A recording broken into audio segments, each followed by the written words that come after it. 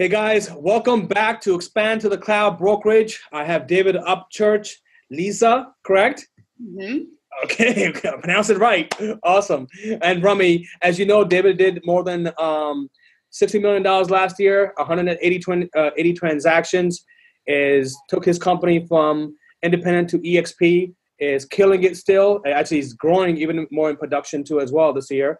Myself did last year $40 million. This year, we are about to hit 60 million and grew my teams from 10 agents to almost 25 agents, and we're expanding to Dutchess, Orange County, and so on and so forth. And David will actually introduce Leezah about what she have done last year and what she's looking to do this year. Go ahead, David. Let's take it over.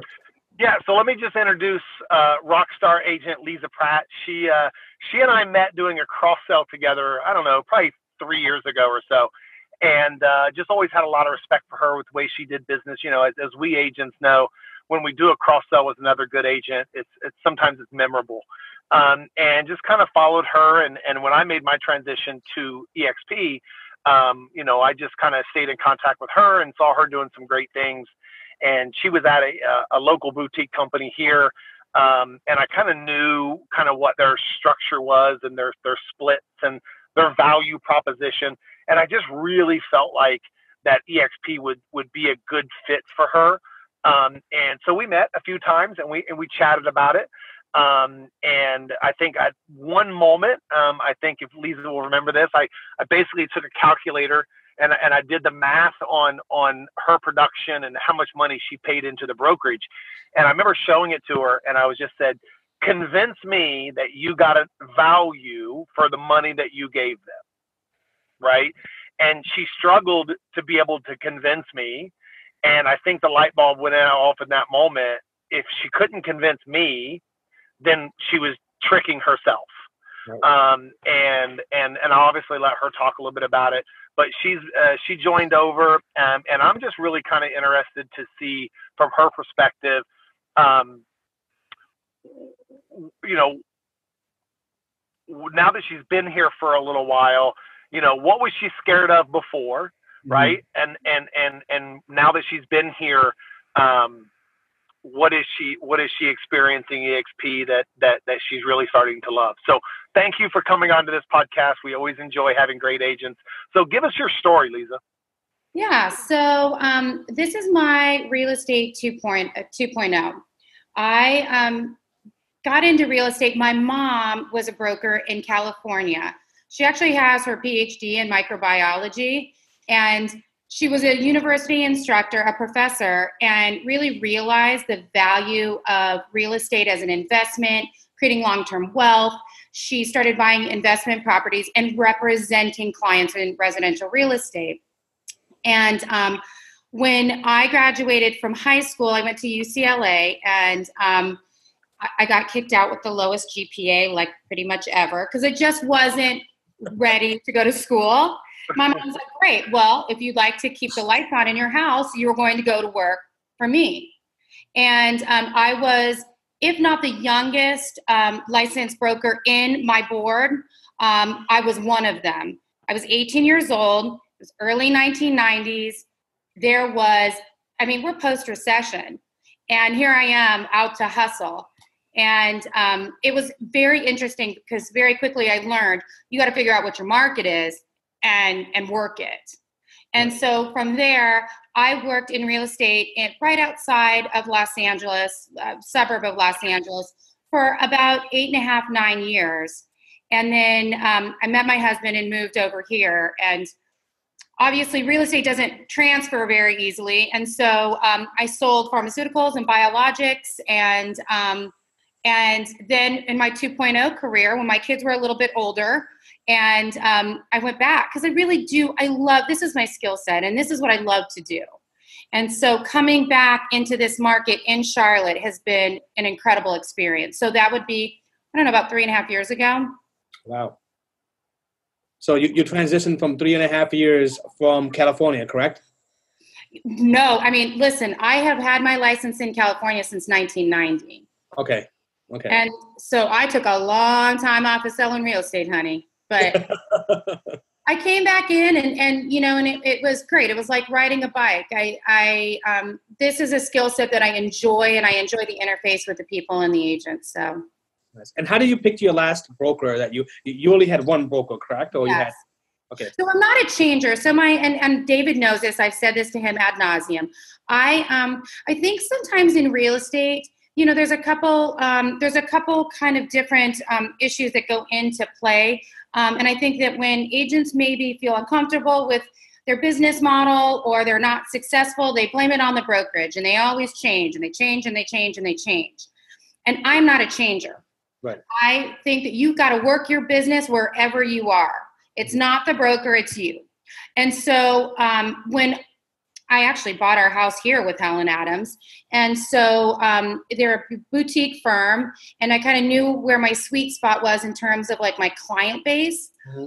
So I interviewed with them, and I felt like it was going to be a good choice. I don't have like the highest end clients, and I don't really do a lot of super small guys. Mm-hmm. And so I felt like that was going to be my sweet spot. Nice. And so that's kind of how that happened. Nice. And when you were there, and so you developed your own skills. Did you get a coach? I mean, walk us through the experience that you had for the last, 3 years in that company. Okay, so you got to understand something. I'm kind of an anomaly in the fact that I learned how to sell post-recession 1990. I'm a hustler. Right. I have everything. I didn't need anybody to teach me how to sell anything. I needed to have infrastructure and support. I needed to have marketing kind of materials available to me. Name recognition was important, but I think that for new agents, coaching is super important, and learning how to structure your business is really important. But I had already done that, so replicating that was very easy for me. I just went back in with that same work ethic that I had before. And within those 3 years, you were able to just develop your own business, go out there and make it happen. What happened at a time when eXp, how was eXp introduced to you? Tell us about that story, and what was the reason that you kind of jumped on, and talk us through how many months you've been on it? I'm sorry. So December. So this December that just passed, 2018, yeah. Correct? Mm-hmm. Awesome. And what has been your experience, and what you want somebody from the outside looking from the inside, explain them to them, like sure. What you want them to see from your viewpoint. Sure. So like I said, I'm not a changer. I'm pretty loyal. I like to work wherever I am. I change averse. But I'd have conversations with David, and we have done some cross sales together, both he and myself personally, and then some agents that work underneath him. And he had opened up a dialogue with me, and we met to have a coffee, and he was explaining to me the benefits of eXp. But for me, I was like, I don't know, the cost benefit analysis, at the end of the day, am I really going to change? I don't know really. There was enough derived experience for me with the company and knowing it to really make a good decision and one I feel comfortable with. And David would check in with me occasionally, and he would see me on social media posting my listings or my sales. And, he would always like give me a little ribbing about like how much more money I would be keeping in my pocket and why would I still live, so like this like friendly banter, but never like pushy. But the thing that kind of started changing for me was when I looked at how, this is a very individualized business. We pay for everything ourselves. It's not, this is a lot, and we invest a lot into our business. Yeah. And he took a picture of one of my signs one day, and he said to me, this guy, he was like, "Why is your number not the lead number on this sign?" And I looked at that, and in the beginning, I'm like, "You jacknabbit!" But he made a compelling point, because I am paying for all of that, and I am leading and giving leads to this company on my hard work. Right. And it really opened up this kind of like conversation where I had to get really thoughtful about what exactly my goals were in this whole thing. And we met a couple more times, and I really think that having David as kind of like a guiding force and a mentor and someone to really bounce ideas off of gave me a measure of comfort that this was the right thing to do for me. And David, what was going through your mind? So I'm going to pick on you right now. Like, what were you wanted her to see that she wasn't seeing at that point? Yeah, and for me specifically with her, it wasn't about the amount of money that she would save. It was, Rummy, I've told you this a million times. My biggest frustration is when agents think they work for the broker and they're marketing the broker, and their signs, 80% of their yard sign is the brokerage. Yeah. Because I tell people all the time, I don't own a real estate company. I own a marketing company, and I just happen to sell real estate.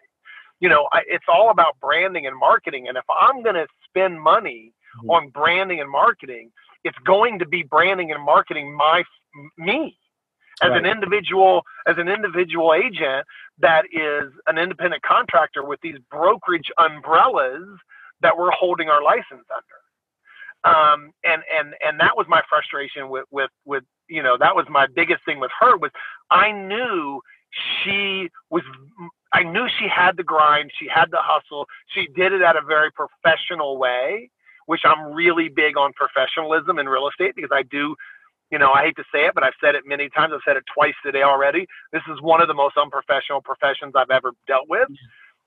So when I run across somebody like Leezah, I just, it's a breath of fresh air because of the way she conducts her business.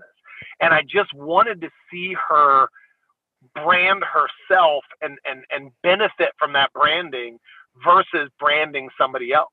Nice. And I did. I remember the picture that I took. If I remember, Leezah, you were in a coat. I was. And you had like yes, right? I remember the picture. And I was just like, stop branding your firm. Why are you doing this?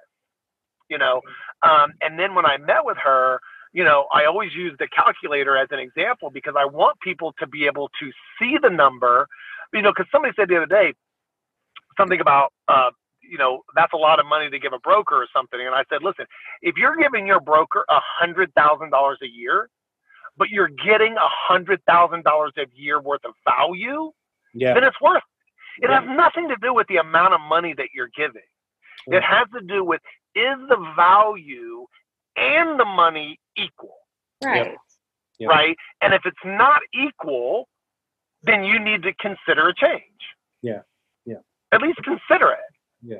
And that was my big thing with normally when I talk to agents, I really want them to see how much they've given their broker, and then I want them to tell me what value they're getting for it. Because to be honest with you, as we know, most brokers do not give enough value back to their agents. Now, there are some, I'm not going to say that there's none, but most of the time, especially with small boutique firms, it's harder for them to give back value. Yes.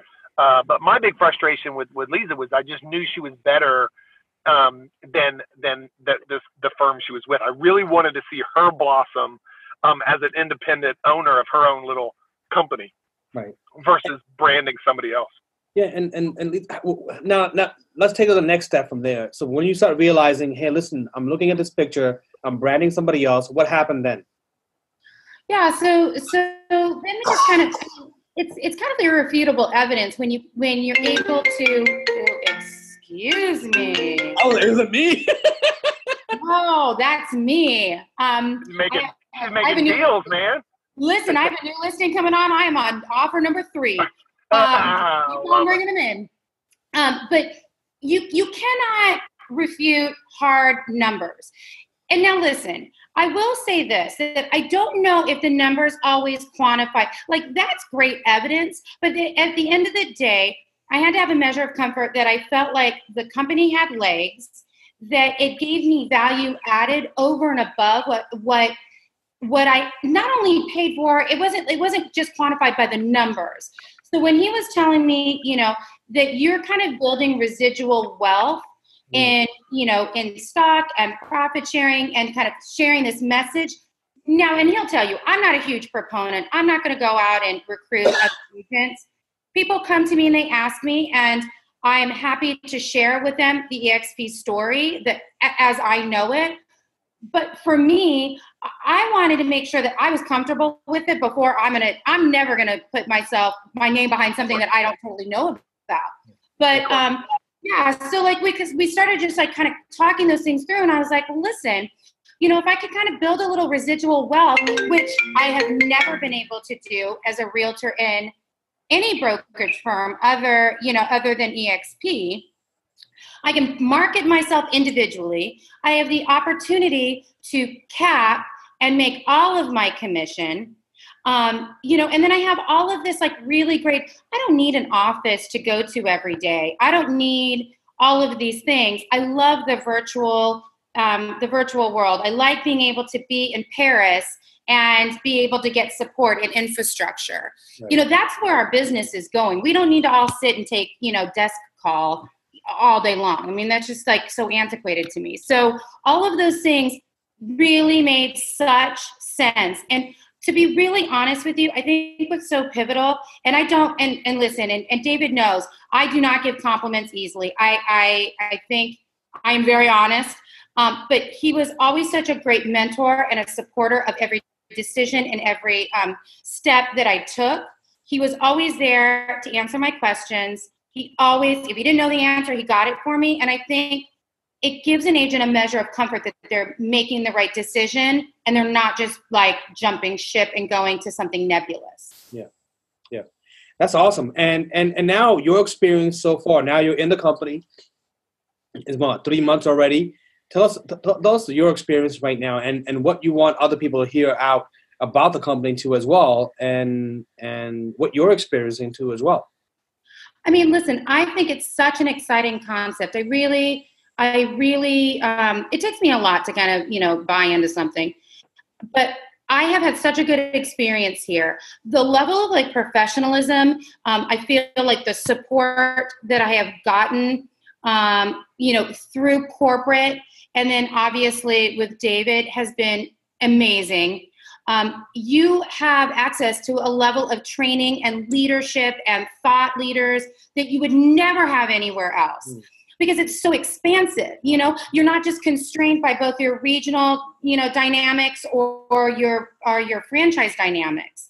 I mean, this is huge. And so it's really cool to be able to drop in and kind of listen to other people's ideas in other markets. And I really, really enjoy it. And I feel like it has just been really like a great and easy transition for me. I am nothing but happy. Nice. That's awesome.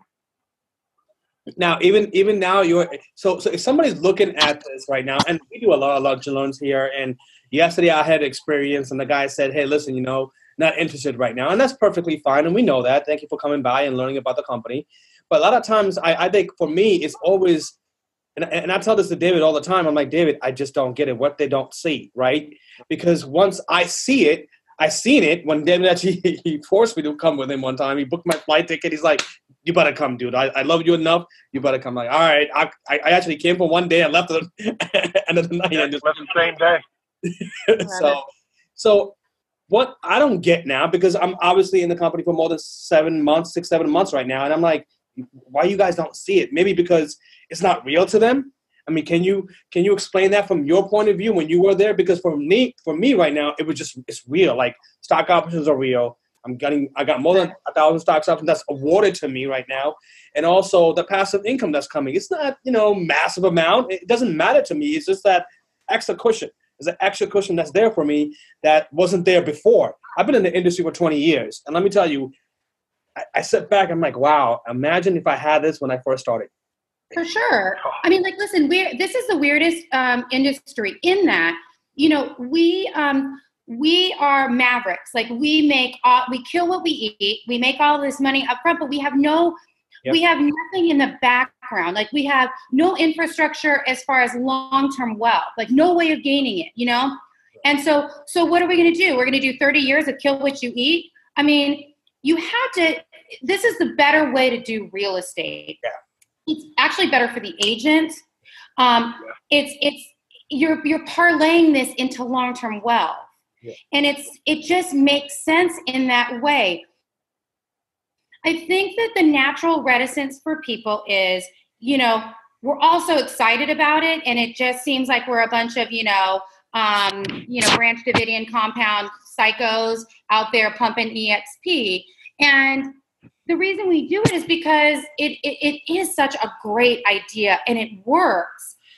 But the natural reticence to jump, if you're someone like me, like a non-changer, I mean, that's real, you know, and you don't know that it could really be that way. People are naturally not willing to leave what they know, even if it's bad sometimes. Yeah. Which is what I'm finding, right? When I talk to people and they're super happy with where they are, yeah, and they just don't want to change, and they're in a good place. You know, I scratch my head a little bit, right? But if it's those people that are not really happy, that aren't in a good place, that still don't want to make that change, that's where I just want to bang my head up against the wall sometimes. Right. I mean, it's that fear of change is difficult to overcome. And you also kind of, you know, you think, can it really be this good? Like, is the support this good? Is the structure this good? Am I really going to get these benefits? You know, so I think it's really hard for people to take that in and feel like this is a legitimate opportunity. You know, and one thing too that I've noticed that I'll be honest with you, I'm a little surprised about is the, you know, the culture of giving and sharing, and the assistance within the agents. And you would think that because we don't have an office, it would be less. I have actually found that it's more. And it's a little weird, because you would obviously think that it would be the opposite. And I was having a conversation with someone the other day, and they said to me, they go, I think I know why. And I'm like, explain it, because I can't wrap my head around it. And they said that we feel like we're part owner of this company, because we are, right? We're part owners of this company. And we have a vested interest. One, we love it, because if we didn't, we would just leave. The moment, if there's a time in the future that I stop loving eXp, I'm telling you right now, I will leave eXp. I will. I'll leave it, right? So those agents that are here, they love it. They feel part owner of it, and they want to spread the wealth. They want to pass the word around, and they want to help other agents. I mean, I had an agent the other day. We have a Rummy, I think you know about this. We have the Glenn Sanford created a Facebook page for listing presentations. Yep. And he wanted agents to put in their listing presentations so we could all share and look and learn from these. And then he's going to award the winner. We're all going to vote on him, $5,000, right? And I truly believe that if he would not have done that, the $5,000 reward, people would have still put their listing presentations in there. Yep. Because we want to help. And I had a lady call me the other day. I talked to her on the phone. I can't even remember where she's from, to be honest with you. I think it's somewhere in Missouri. And I talked to her on the phone for about 45 minutes about my listing presentation that I uploaded. And I basically went through the entire listing presentation with her. I don't know her. I don't even barely remember her name. But so I didn't care. I wanted to help her, because she was a part of eXp. She was part of my family, and I want to see this company be successful. And when I'm at other brokerages, I don't think that we as agents feel that part of something, or that, because when we are building another firm, we're not building it for ourselves and our family. We're building it for somebody else's family. And most agents are not employees. We're entrepreneurs at heart. That's the reason we do this. It is so if we're going to weird. spend the effort and the grind and the work to build something, let us benefit from that building. Yep. And that's what eXp provides. And that's why I think that we're so passionate about helping and sharing other agents, and we collaborate at a higher level than any other place I've ever been. And I've been at the two largest in the country, I think, which is RE/MAX and KW. Yeah. And even that, when I seen other people's posts and I seen other people's presentation, and I was just blown away, because, you know, even with KW, they don't have a sharing system in the back end. Maybe they do right now, but from what I remember, it was whatever was posted into that training system that you go back into. But now it's like, when I seen this, everybody's presentation is this, everybody's, and there were some good presentations in there. Yeah, you could tweak it and make it your own. I mean, that's the beauty about it. And which is pretty amazing. I mean, David, you and I share a lot of marketing, because obviously you're the marketing guy, and I copy a lot of your stuff. I mean, before it was in the group that we were in. Now it's just like, okay, here you go, take it. And obviously we're gonna tweak the things that we need to tweak. So, this is really important. We got a couple of minutes left, guys. So let me ask you a question. Is there something that really resonated with you in this company right now that you really want to put it out there, and somebody who's looking at this company and saying, why should I join? What's the reason behind it? Because, somebody like I was really reluctant for like 3 months. I mean, I was digging into it. And finally, I made a decision. So obviously you come from the same background as me, but Sure. What if somebody's is thinking about it, but doesn't want to make that move, is fearful, what would you tell them right now? I mean, I think that you have to just be such a savvy consumer of your own best interest. So it costs you nothing to go ahead and really flesh out all the advantages and sit down with somebody who is knowledgeable and who has your best interest at heart to really like parse through and go through like a pros and cons. I mean, and figure out what that fit is for you. Because sometimes, our why we don't explore the opportunity or make the change is fear, and we really need to get down to that. But it costs you nothing to sit down and just listen and hear about the opportunity and see how it could benefit you. And I think that really intuitively change is hard, but it makes such sense. I mean, I've really enjoyed being able to market myself and get sign calls to my own phone, David. And it's been awesome. And listen, we talk about, like, to your point about collaboration. One of the things is, David knows my skill set is I'm a hustler. I love people. I like to sell stuff. I'm the most unorganized person on the planet Earth. My boutique company never let me have a transaction coordinator. They poo-pooed it. They said that if you, customer services, that you do your own transactions. Well, that's not my skill set. Ordering termite reports is Z on my list of priorities. And David always used to laugh at me and be like, you need a transaction coordinator. It'd make your life better, blah, blah, blah. I swear he was a wizard. He shared his transaction coordinator with me when I came to eXp. Talk about collaboration and sharing. Like, what a selfless thing to do. It changed my life. I mean, I have more time for my kids, more time to generate more business. So it's just like those little things. Like, he didn't have to do that. But this is the culture of eXp. At least in my experience, I have had nothing but an awesome experience here. Yeah. And same thing for me. I'm so glad to hear that. Yeah, and that's awesome because a lot of people want to do that, but that's the beauty about, I think, about eXp, that we are all collaborating, we're all financially connected. Yeah. At the end of the day, we are. I mean, I would do this anyways, but I think I'm a little bit in tune more to do it because we are financially connected together.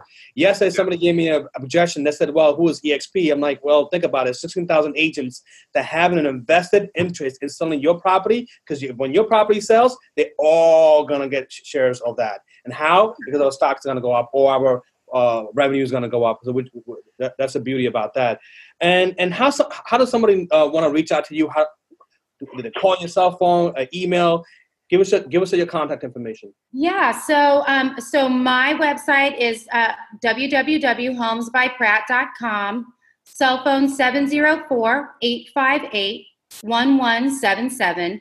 I'm always open for conversations. If anybody wants a really straightforward, kind of into it, new agent in eXp, opinion, I'm always here to give it. And David will tell you, I am brutally honest at all junctures. That's why I love her. That's why we connected from day one. It's part of my charm. Awesome. We'll have the link below too, guys. Thank you so much for being on today. Amazing video. Conversation today. And go out there. Please reach out to David, myself, as well as Liz. If you have any questions, you'll get the most direct answers from us too as well. And learn about eXp. Have an amazing day. Thank you. Thanks, guys. Bye. Appreciate it. See you guys. Advised that the topics and contents discussed in this podcast are opinions intended as general information based on personal accounts and experiences by the host Rummy Dhanoa and his guests. We recommend that listeners seek professional advice or research before making a business decision. This podcast is produced separately and independently from eXp Realty and is not sponsored or funded by eXp Realty.